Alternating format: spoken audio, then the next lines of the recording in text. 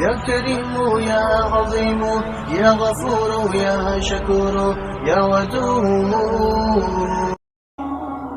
لا حول ولا قوت الا باللہ کی فضیلت سیدنا ابو موسیٰ عبداللہ بن قیس رضی اللہ تعالی عنہ بیان کرتے ہیں کہ ہم نبی کریم صلی اللہ علیہ وآلہ وسلم کے ساتھ ایک سفر میں تھے تو آپ نے فرمایا اے عبداللہ بن قیس کیا میں تمہیں جنت کے خزانے میں سے ایک خزانے کے بارے میں آگاہ نہ کروں؟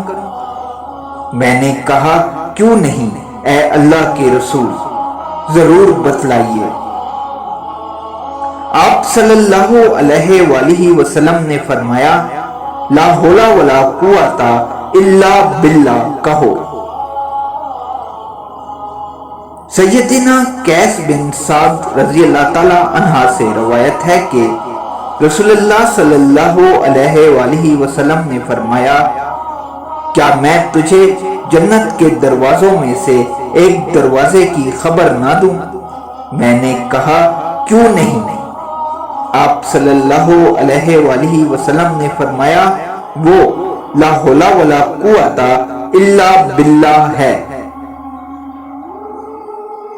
سیدنا حازم بن حرملۃ الاسلمی رضی اللہ تعالی عنہ بیان کرتے ہیں کہ میں نبی کریم صلی اللہ علیہ وآلہ وسلم کے پاس سے گزرا تو آپ نے مجھ سے فرمایا اے حازم لا حول ولا قوت الا باللہ کا ذکر کثرت سے کیا کرو کیونکہ یہ جنت کے خزانوں میں سے ہے۔